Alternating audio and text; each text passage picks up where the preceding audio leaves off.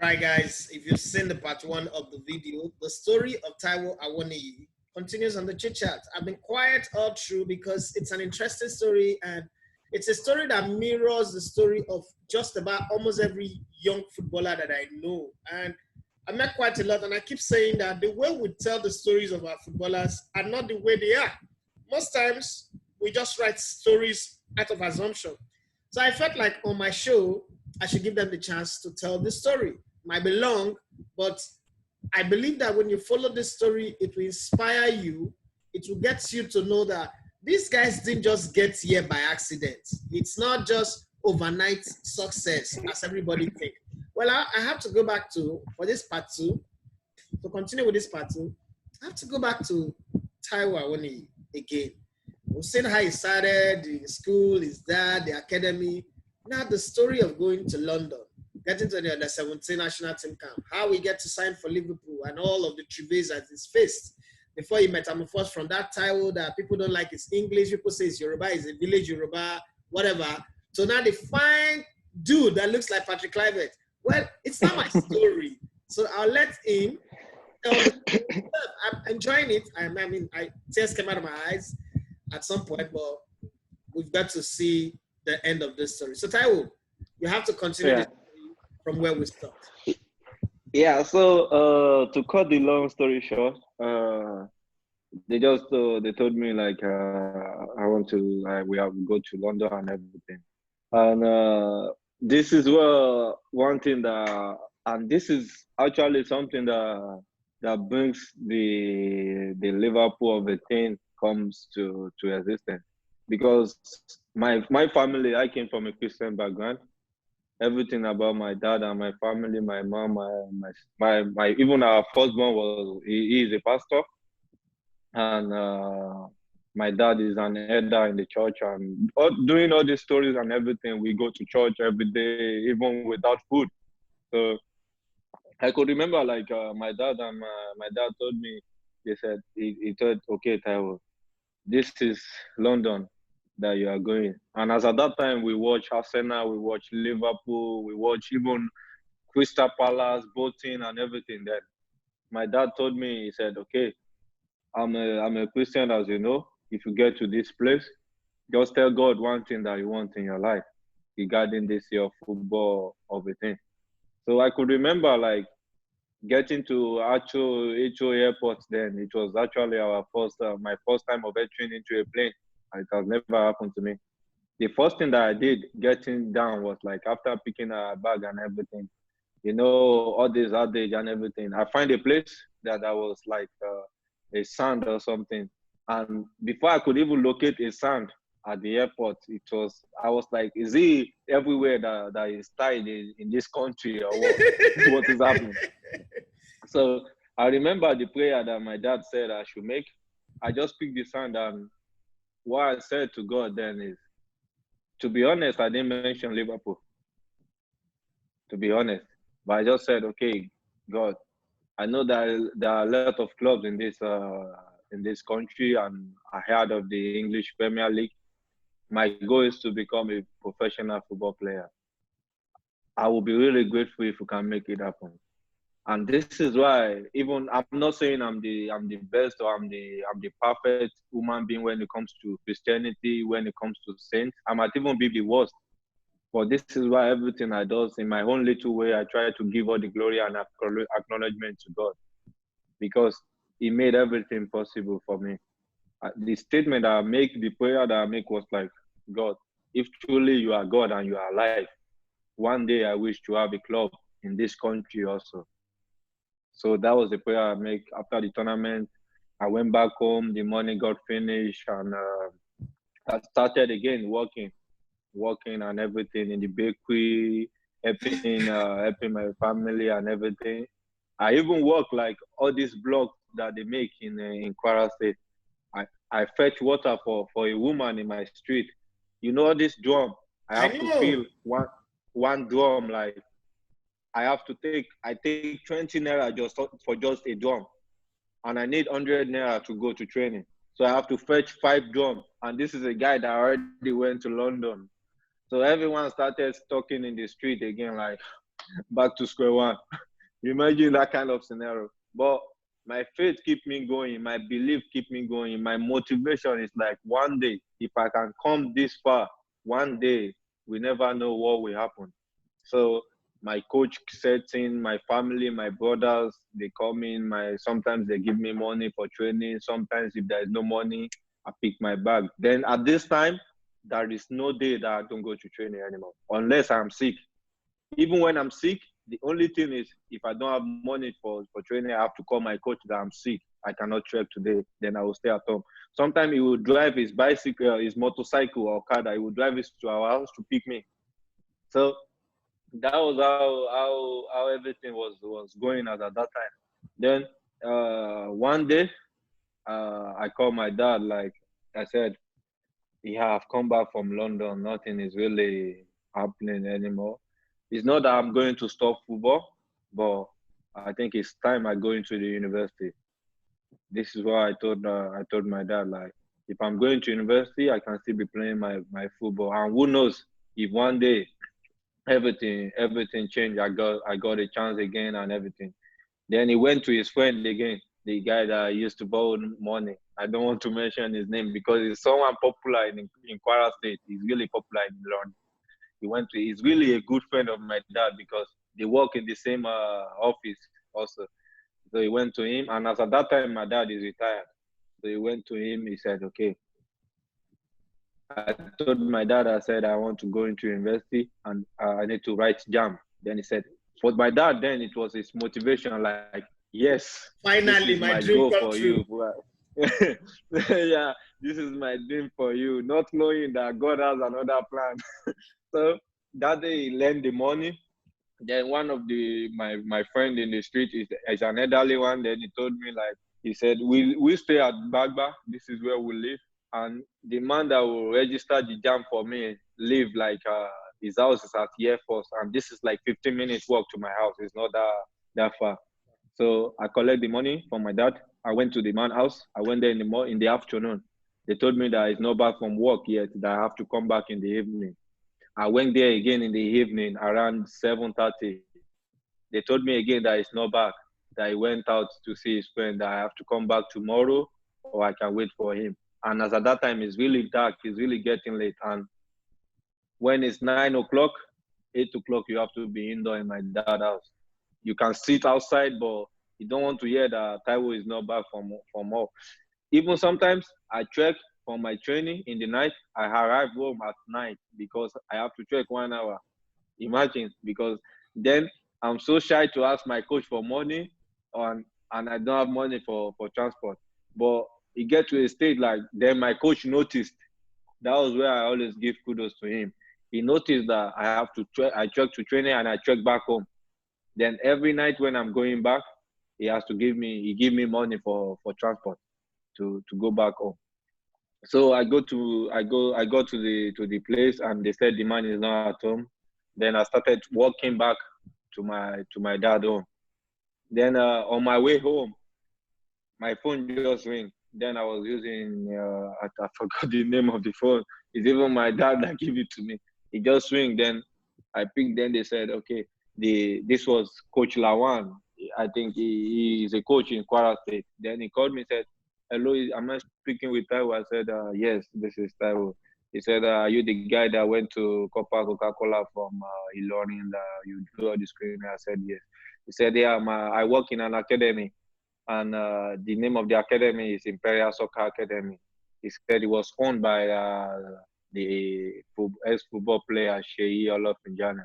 And he's someone that I always heard of his name. Like, I always heard he played in Kwara United, he played in Lautech, he went to school in Lautech. That I always heard, like, he's a player that he plays football and he still goes to school. Yeah. So this was the example that I always give my dad. Like, if you and my dad knows him also when he was playing for Nigeria and everything. Obviously, why would he not know? He played 10 years on the Super Eagles. Yeah, so my dad, I always told my dad, like, look at this person, like, if he can be doing everything and he still achieve his dream, going to school and playing football, then I can do it as well. Then you don't have to tell me I have to stop football because of school. I have to stop school because of football. So Then when I heard the name Sheyi Olofinjana, I was like, ooh, this academy. Then he said, if you know you are interested, I'm going back to, we are resuming tomorrow, and you have to go with me if you know you are interested. Then I said, okay. Then before I got home, I was thinking of what I would tell my dad, and he already gave me the money for the jam. So I sat him down again. I said, Dad, this is the situation. I don't know this man. I don't know him from Ilorin. He just called me that they know about me and they scouted me and I have to come to the academy, but we have to go tomorrow. Then my dad said, then what will happen to the jam you want to take? Then I begged my dad. I said, okay, can I please go with this morning with the transport to the academy? Because yes, I want to go to school, but my goal is into football more than school. And he said, okay, if this is what we do.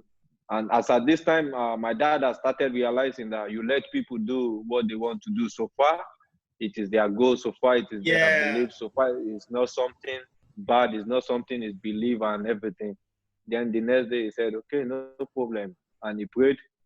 I wake up in the morning, he prayed, everyone prayed, and he said, okay, I wish you the best of luck. Then this is how I ended in Imperial Soccer Academy. Then I have to... You didn't tell your coach, United Academy. Actually, the thing is, I called my coach on the phone. Okay. I told him, like, I'm going to Imperial Soccer Academy. And it's really difficult decision for him as well, honestly, because then as at that time, we have Kwara Football Academy in Kwara State. Truth be told, every time we are playing, even after I came back from London, before I went to London, they always come to my coach every day. In Kwara State, you get to a state, they see the man as an enemy. I don't know if you understand my point. Yeah, I they do. see him as an enemy. Even we as a player sometimes, because when they want to do some screening and he won't allow us to go.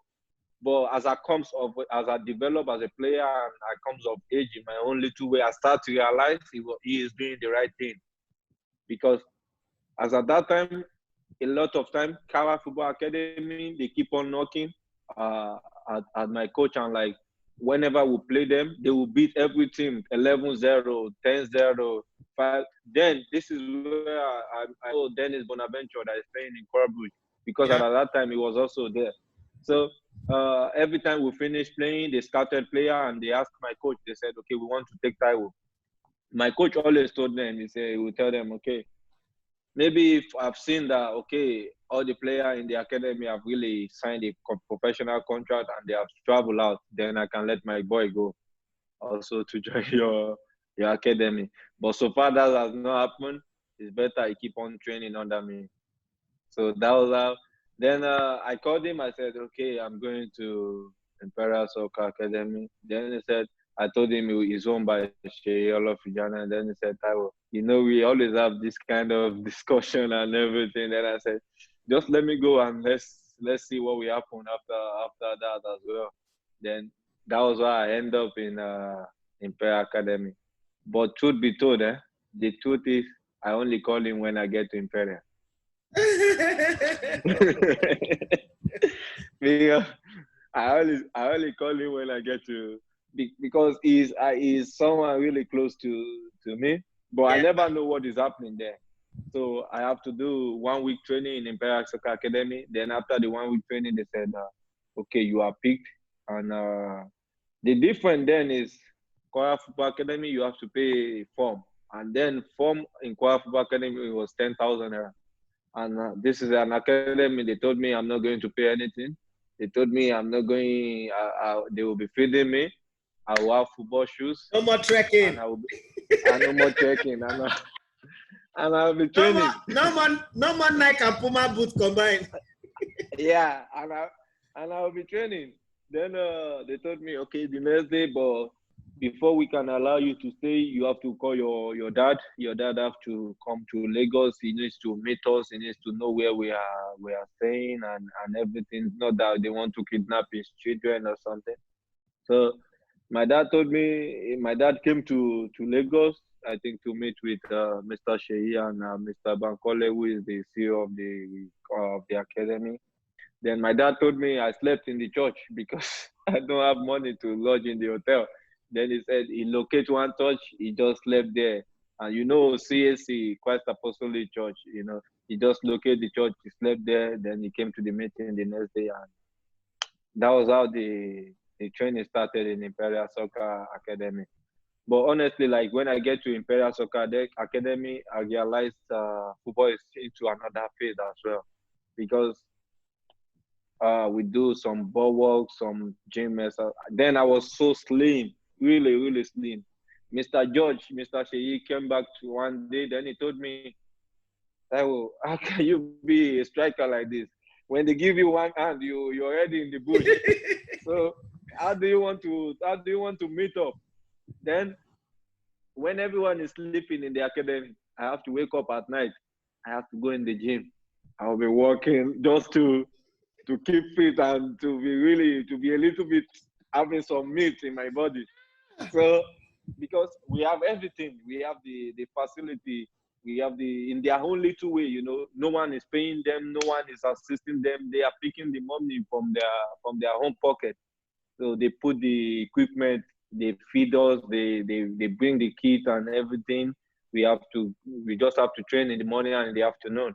And sometimes we train one day, then we'll play we play different matches around Ogun State, Onikan Stadium, and all these matches. So I was in this academy. So when I came back from the academy, it was really difficult because after the academy, when we have break in the academy, I will go back to Kwara State. Then I cannot rest because I cannot stay at home. Yeah. I have to go back also to my grassroots team, United Academy. Yeah. Because I always want to give the coach the impression like, okay, I'm still your boy. Nothing has happened yet, but I'm still your boy. No one knows what will happen in the future. Then I don't want him to be sad, like, okay, you are one of the best players I have. Everyone already know you. You go to London from my place. You can't just. So I always go there. We still train together. I went back home. Then this is when it started. I sat him down and I told him this is the plan in the academy, blah blah blah. And luckily one day for me, I was in the academy. I was actually sleeping. I just got a call. Till today, honestly, I don't know who called me. Till today, unless the person is hearing, unless the person that can raise up his hand and said, I am the one that called you. Till today, I don't know who called me from the academy. After the morning training, I was really tired. I was sleeping. Then someone called me. Then he said, are you Taiwo Awoniyi that plays in the Coca-Cola tournament, blah, blah, blah. You have been invited to the under 15 camp. And you have to resume, I think, on Monday. And then Mr. George and Mr. CEO, Mr. Bankole, they are not around. So I have to go to the secretary and like, this is the call I received from someone. So, you know, it's a lot of process. I just have to cut it short. So I left the academy that night. I called my dad. I said, I'm coming home. Then I left the academy. That day I went and I get to Kwara State. I explained to my dad also. Then my dad said, really? I really packed all my bag as if I thought we are really going to, I'm not coming back anymore. I thought I was going to like a football academy also. So my bag was so big, like everybody, I get to the camp, everybody was looking at me like, where is this one going? So, but the good thing is, what I learned from the academy really helped me at that time, because my dad was even scared, like, you've not been to Abuja before? But my dad really goes to Abuja a lot. Even when we get to the park, they told my dad, like, this boy he can't go alone, he's too young, blah blah blah. Then the rain started falling. Then they said, okay, even the last car has gone already, and unless I will go the next day. And if I go the next day, I'm already late for the camp. There is no way I can make it again. And it was actually my first time. So my dad said, okay, let's just hope and see what God will do. So the next day I get into the car and I go to Abuja. And where I even landed is not a story to tell. You know, Go Project. Yes. There is different gate in Go Project I that know. you have to. Then for me, I went and stopped in the other gate. I The was thinking velodrome. it was the main stadium. Then when I started getting to the under 17 and we started driving to the arena to Go Project for training, I remember this is where I stopped. Then I have to trek all over from the main stadium With your to load. Go Project with my load on my back and everything. Then when I get to the field, I saw a lot of people training. Then the secretary told me, "Who is this one? Your mate have already resumed since yesterday. You are just coming. Where are you coming from?" But I was lucky. Most of the guys that will play in the Coca-Cola tournament also was there, and some of the guys that will play in the youth Spawn tournament also was there. So Chit was there. Then everyone was like, "Oh, I think I remember this boy, Taiwo. Then the coach was like, "How come most of these guys knows you?" And we are like 100 in the Go Project for under 15. I don't even know what I'm into. So the secretary told me, "Okay, just drop your bag." I dropped my bag. The next day I came outside and everyone was just training. Then I could remember the first session that they brought was actually some of the football drills, like full training sessions that we do in Imperial Soccer Academy. Yeah. And Mr. Bankole in the academy, if they pass you the ball and you don't check your bag before you receive the ball, I swear, you are dead in the academy. You have to go run the field like 30 seconds. So even every time, like in the academy, we used to joke like with some player, my ball, we have to like keep on checking our bag and everything. So I keep on doing all this stuff and everything. Oh, technology again. Okay, It's me, Mr. C.G. Lagunju. He noticed me in the under 15. Then after the training, he called me. He said, "Where are you from?" And then I told him. Then he said, "Okay, show your more Yoruba." Then I said, yes. Then he said, "Okay, wow, I really enjoyed what you did," and that was how they picked me into the under 15 team. And from Imperial to under 15, then they said we'll go to Mexico for Adidas tournament. We got the visa for Mexico. Later went for the under 15 tournament. Then after some month or something, I think after some month they called us again. The Mr. CG called me again. They said most of the guys, but then we played a lot of football tournament. We played a lot of friendly for the national under 15 team. So they have a lot of our clips and everything. Then they called us like they said we have to resume to Abuja again. I was even thinking that we are coming for training or something. Then when we get there, the next thing I will see is I see Manu Gauba, the chief coach of the under 17. Yeah. Manu Gauba, Chidera Eze. We are watching all the under 15 clip that we have done. Even Dennis, Manu Gauba was even asking me about Dennis Bonaventure. That where is Dennis? I think you know him. Then I said I don't even know where he is at that time. So that was how we watched all the clip together. Then he said, "Okay, maybe some of you will come to join the under 17. We don't know who yet, but they said we have to come to do the MRI test or something." So they said after the results, they will call those who they will call into the under 17 team. So everyone went back again. Also, I went to my academy training. After we are off, I went back to Kwara State. So I was just shuffling after the trainings. After we have a break, I'll go back to my family in Kwara State. When we resume, I go back to Imperial Soccer Academy. So they started playing the qualifier. And I started hearing that the under 17 have started. You know how your friends are. Some guys who even told you like they don't even remember you anymore. So just forget it. This is not your time anymore. So, but I keep my hope. I keep my faith going. I keep training. I keep working and everything. As God we have it also. And the truth is, even before the under 17. When Akinchide Dowu and everyone was in the camp, I think I got a call from Mr. Nduka Ubrade. But at that time, I was in Kwara State. And I told him, like I said, my dad cannot afford the transport to go to Abuja, because that was when they started the opening session, Open screening. open screening, that everyone will be many in the. But I really want to go, but my dad could not see the money to go then.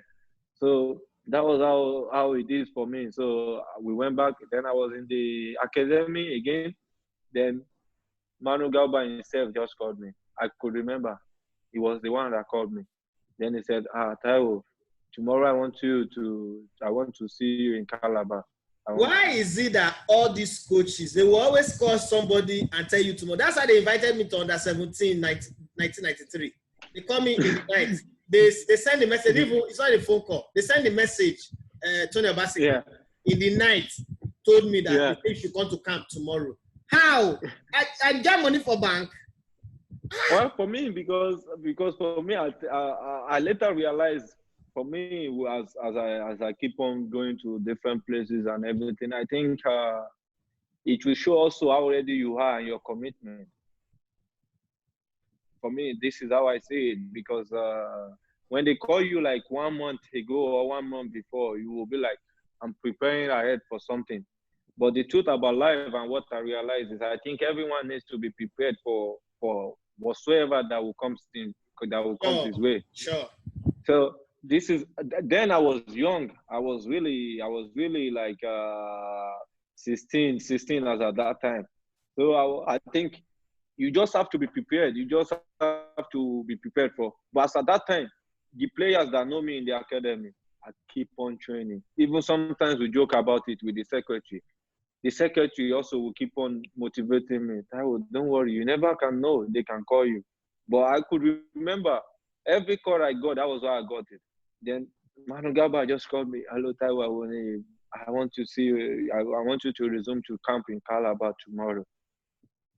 From Ogun State, I called to Mr. Bankole. I told him I'm going to under 17, that they have been calling me.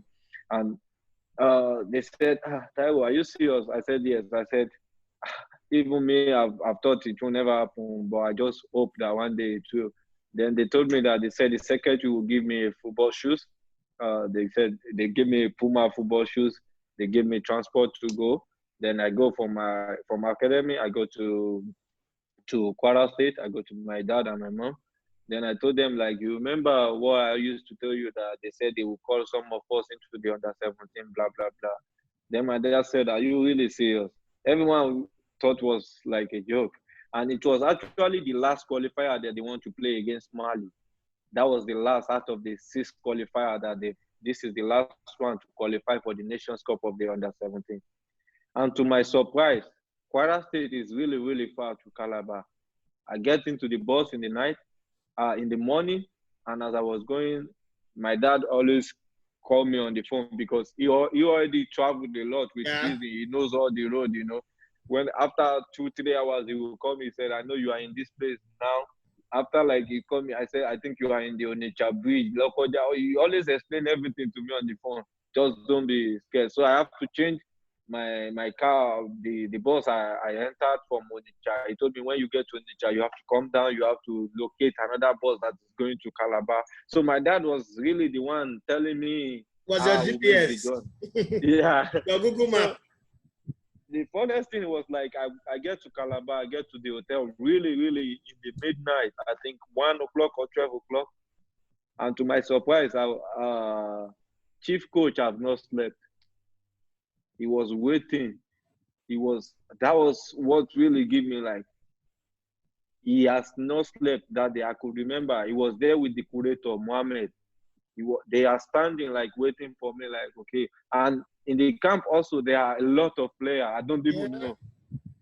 So I get into the hotel, and even the jersey that I wear to come down from the hotel that night, the next morning, then they said, okay, welcome, Taiwo, just go into the room. Tomorrow we have breakfast, 8 o'clock, you have to come down. Then we'll sort out the kit and everything for you. Then you see how it goes. That was how I get to Calabar. That was how I get to the under 17 national team. And when I was coming down in the morning, I'm coming down with Coca-Cola jersey that then I came down. I saw everyone in green, white, green. I was like, luckily for me, Chidera Eze was my friend in the under 15 team. So he took me to his room.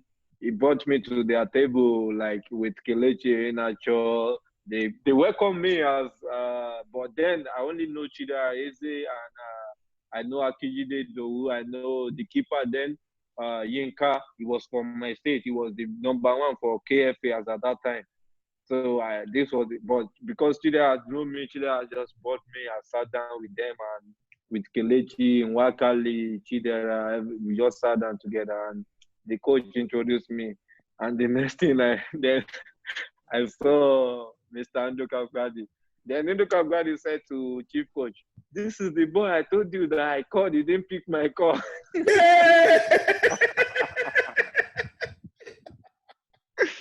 I can. It's really, really, really interesting story. But as at that time, because I could not pick anymore because I don't have money to take the bus. So I don't know what I'm going to tell him on the phone. I don't know. And also the training in the Coca-Cola, then I was like, it's really, really, really, I swear. So that was how the story just ended. And out of the 50 in the camp as at that time, you have to only 18 will play the qualifier. We went to the match, and this is when I discovered like football is you need to be strong in your heart, because I could remember the match. I think, oh wow, it was really, really, really tough match as at that, because I was sitting in the bench actually with Chidera. Success was dragging all the defender. Was like, even then, you that you're on the bench as a young boy, you'll be like, what is happening in this game? And we need to win. Ndidi was really like crazy in the field that day till we won the match and we qualified for the Nations Cup under 17. So that was how I got into the under 17 national team. So we went to the Nations Cup. Then from the Nations Cup, we took second, and that was how we get to the World Cup. Okay, now you've been doing the talking since. I want to do some talking now. Now, the reason why people say I'm interviewing people from this under 17. Recently, we've had too many stories of, Manu Gaba, this coach they collect money for players. In all of this, I've not heard you say, Onuka Agbadena say you should bring money, or Manu Gabana say you should bring money. I spoke to Kenneth Umeru, he said the same thing. I spoke to Victor Osimhen, he said the same thing. I spoke to Agamekari Table, he said the same thing. So you mean that no coach asked you, look, before you make this team, bring 10 million? As at that time, we had Induka Bade, Manu Gaba, Emeka Amadi, Amunike. These are really top professional and ex-international. These are legends to every one of us. I don't think, for me as at that time, I don't think anyone asked me, no one asked me for 1 naira. I told you how I was coming from. Yeah. I just find myself in Calabar. Hello Taiwo, come to Calabar tomorrow. That was how I met myself in Calabar. That was how I joined no one demand anything from me. Good. So now let's take it. You went to the African Championship, became second, and then it was time to go to the World Cup. We're going to make this short now, but short and sharp. Now you were in a team. Now looking back, look at the players you played with: Wankali, Kelechi Iheanacho, Isaac Success. What's this? Midfielder that plays for Leicester. Chidera Eze. No, this guy that plays for Leicester. Wilfred Ndidi. Wilfred Ndidi. Yeah. You understand? You play with all of these guys. How was it? Like, how did you blend into this team? Because even at the under 17 World Cup, you were like the baby of the team. You were very small, very tiny. Like, how did you fit into that group? Because Kelechi Iheanacho had been with the under 15 before, under Coach Nasidi. Yeah. So you understand what it means to be in the national team. Unlike you who came into national team camp wearing Coca-Cola shirt. They should even find you. You should Yeah. be fine. But then, how did you blend into the team? Yeah, for me also like I said also I was also playing the under 15, but Kelechi was our senior then. Yeah. Chidera Isi was like senior for me. I only met Chidera in the under 15, but for me getting into the under 17 after the whole last match that I said, yeah, against Mali, everyone went back home. We keep training every day after the qualifier, and everyone went back home. Then during the Nations Cup, to truth be told, I must give kudos to Manu Gaba, Nduka Obadi, Amunike, Emeka Madi, the secretary, and all the staff of the under 17, then the doctor, the physio, because they treat everyone like they make you realize everyone is important there. Everyone is important. We need everybody at any given time. Unfortunately, in they didn't play in the Nations Cup, The Nations Cup. the World Cup, Nations Cup, the afterward, the World Cup afterward. But the good thing is, they make you ready. They make you prepared. Like, okay, we have Isaac Success as the main striker. When we talk of the main striker, I know what Success is capable of. Truth be told, we have Kelechi Iheanacho, we have Chidera Eze. Me and Chidera Eze was like the baby of the camp then. We are really, really, really small. But the good thing is they make you feel like you can do it also. You are also important. We need you. That brings this conversation. Isaac Success was the lead striker. Yeah. Kelechi Iheanacho was the number 8. Because, I mean, I remember when we were in radio, people were arguing that Kelechi Iheanacho was the lead striker. No, he was the number 9. And I keep saying no. So you went to the World Cup, he got injured, and then one little boy, Taiwo Awoniyi, like, oh yeah, get up, go and play. How did you feel? Yeah. Because let's give respect to who it is due. Isaac Success was bigger, stronger, and crazier than you in terms of attack. So looking at who's this small boy that want to take the place of this guy, how did you feel? Now, see, leave what we footballers say. How did you feel yourself? Yeah. For me, honestly, like I said, the game against Mali make me realize also you need to be a man, because I remember how Success played the game. He keeps ringing in my head every time I see Success in the camp. And we are teammates, but everyone in the camp really, really respected him. The way he played in training, the way he scores goals with his power, with his strength, with his skills and everything. Then when Success got injured in the under 17, I could remember when chief coach called me and said, Taiwo, warm up. As I was coming, he called me, then he just told me, okay, Taiwo, we always told you guys everyone is important. Now it's as if the whole world, like the main man is out of the game. You just have to go in and prove yourself also, and just be yourself and go in. But honestly, if I'm not scared, I will say that I'm lying. If I'm not scared, I will say I'm lying. But going into that game that day, like I always said, I'm a believer, and everything is about God's grace for me. I just said 1 or 2 words inside my heart and said, okay, God, just glorify yourself today. And luckily for me, I went into the game. After 4 seconds, the third goal was with my head. Boom, inside the net. Once that goes in, that was what brought. Yeah, your confidence was on another level. Everything. And you guys were playing. Did you guys believe that it was possible to win that under 17? Honestly, right from the qualifier, since when I joined them, right from the last game against Mali that I joined them, everyone in that team has always had the instinct like, we are winning this World Cup.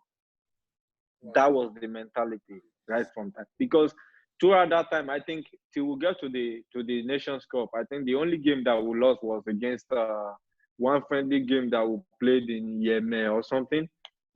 And the final that we lost against Cote d'Ivoire. That was only the 2 games that we lost since I joined them since 2012 or something.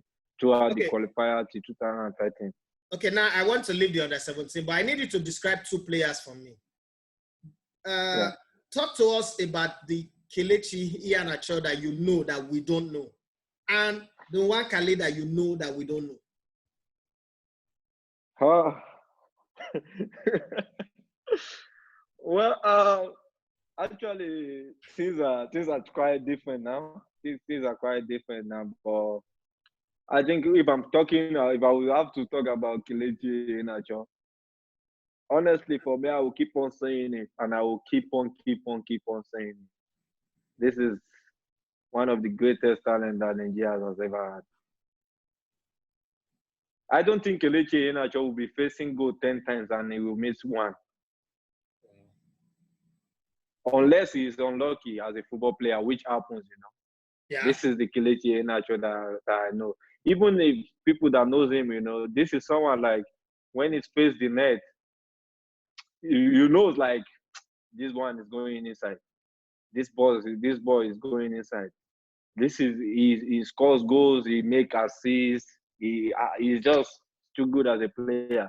But apart from football, even till now we still keep in contact, we still talk, As, as a player of him at that level and everything, there are some guys that won't talk to you anymore. There are some guys that won't care about you anymore. There are some guys that will, in his own little way, still send you message, you still send message to him, we still talk. This is humbleness, this is humility for me. And this is who he has been right from time, right from the under 17 that I have known him, because I happen to be really close to him. Me, Chidera, Eze, Kelechi Iheanacho, Wakali. Even then, people thought was like, why is this boy walking around among Igbos and everything? But this is who he is. This is the Kelechi I know. And when it comes to Iwakali also, it just, sometimes I think football, everyone just need an opportunity at the right moment.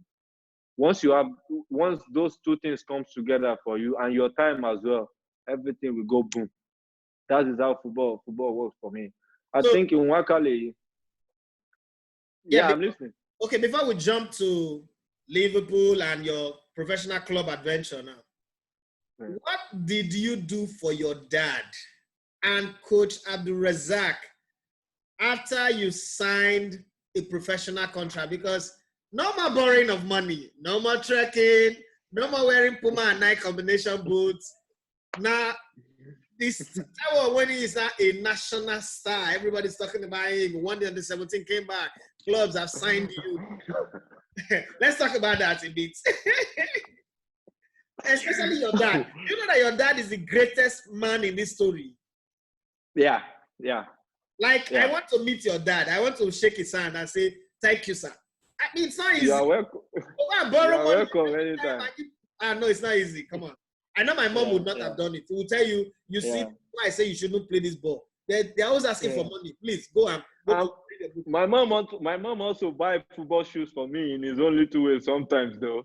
And he works also, he brings food to the house and everything, that was so both of them, my mom and my dad, they had the biggest story in the whole show, Yeah, so what did you do for them and Coach Abdul Razak? Leave Sheyi Olofijana. Well, this story, another day I will interview you. We'll talk about Sheyi. Let's talk about those major people now. Honestly, truth be told, these are something I really like to keep private. Okay, let's keep it private. But you are happy with what you did? I think I'm more grateful to God. So to say, I'm more grateful to God because both of them, they are, let me put it like this, in the Bible, they said the rejected stone is become the headstone of this corner. Yeah. Both of them, they are like the rejected stone in their own respective way. But I think when you get to Ilorin today and you ask like, okay, where is Awoniyi's Taiwo dad? Where is Awoniyi's Taiwo coach? A lot of people will be able to tell you their own little way and like, wow, they are not who they used to be anymore. So let me just keep it that way. But when it comes to now this is what I'm going to do, and people are going to hate me for this, but we're going to have a part 3 of this conversation. The part 3 of this conversation is going to come not today, not now. It's going to come later. Well, we're going to talk about Liverpool, Mainz, Neck, Nijmegen, and the rest of them. That's going to be the focus. Yeah. So we don't mix all of this in one package. Is that a good deal for you? Yeah, it's a good thing. But before we go out, before if we are going to close this way, then we have to talk about the biggest boss. We have to give kudos to who kudos is deserved. Huh? Who is We that? have to talk about, Fijana? of course. No, not now, not now. See, he is my friend. He would agree to this conversation end like this. See, I'm not Sheyi. Okay, I've known him in the national team. One of the things I know about Sheyi was the fact that he was always the first to come to camp. He was always disciplined. And, he played for the national team at the time where they used to say footballers are dropout, footballers are illiterate. So it was a shining light of football. Yeah. And so when we started talking about, he went to school and he's playing football. I used to brag about that too. I mean, I went to school, I played football, but it was at a very higher level. Now, this is why I don't want to talk about Sheyi now. We'll use Sheyi to start the next conversation of this. The thing is, I met Sheyi in 2014 at the World Cup in Brazil, one-on-one. And we spent 5 amazing weeks together. And in that 5 weeks, Sheyi is a great guy. You see? Not just gay, but he's a nice guy, a man with a very big heart. And he started talking about ideas, what he wants to do, how he wants to see Nigerian players, what he thinks that our players should be like, the ideas, how Nigerian football should be like. And I just sat back and if he watches this, he would agree. And I couldn't say anything because this was, apart from being a big boy talking, these were the things I was dreaming of. These are the things that I keep dreaming of, that Nigerian football should be bigger than this. We should be competing with Brazil because we have the talent. We should be selling players at $50 million, $20 million, $30 million so that the money will come into our economy, and then people will not start respecting football in Nigeria, because people still don't respect football in Nigeria, and that hurts me because it's my constituency. So he saying all these things, and I was like, Sheyi, what do we do? I'm in the media. You are in club. Go do your thing. Let me do my thing. I will push my way to own my own media, so that this is where Elegbetetv actually started from. So that one day I will have the platform to be making the noise while you and the footballers are doing the work. And he said, okay, no problem. Yeah. So this is the place where we are now. But it would not be good to use like 5 minutes to talk about Sheyi's role in all of this drama. I understand. We have time. So let's give the audience time to digest Taiwo's growing up, Taiwo's time at the under-17, and then when we will come back, we will open with what really happened at the World Cup. Each game, we'll take it game by game, and then we'll enter Mr. George, as I call him. No. Very mean, man. If you talk to him, why I said that, he will tell you, and when we get to Mr. George, then we'll now move to Liverpool. All right? So, for those of you out there, my viewers and the listeners, please don't be angry. This is a continuous story. We can't put all of them in one piece. So just wait for us. Just like your season film, your Money Heist, your Game of Thrones, your whatever, it's a continuous story. And as the day goes by, more will be added to it. Well, Taiwo Awoniyi, thank you very much. Your story has been most especially as it brought me to tears, very, very inspiring. But the part of your story that I like the most? Every time I tell you, go back, you go back home, you do not say, I've come back from London. I can't be training with this team again. Or I can't be, no. I've joined Ultimate Academy now. If I come back, I want to sit at home, let me rest. When I'm going back, I'll go and train because it's professional training. You kept training. You kept believing. Sometimes it is all down to what we say with our mouth. On the 17th, you told everybody around you, they will call me back. They will call me back. They will call me back. Yeah. So sometimes it's just like now that we're dealing with this coronavirus. Some people be like, oh, this thing will kill us. So, we will die here. And I can tell people that, look, I'm not the most righteous person. I don't even go to church as consistent as everybody. I'm not in terms of holiness, I'm not there. But I believe in God. And I know that humanity has survived many things before. So all of the things that I'll keep saying is, we will get through this. We will get through. We'll survive it.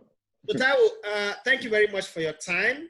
This is where we'll draw the curtain now, but we'll reopen it again and continue, not today, not tomorrow, but in a time not too far from now. Maybe after the coronavirus, we would meet again at this junction, and then we'll tell the other part of the story, the European side and the side of Mr. George. Thank you so much for your time. You're always welcome, sir. Yeah, thank you. Have yourself a lovely day. All right, sir. Thank you.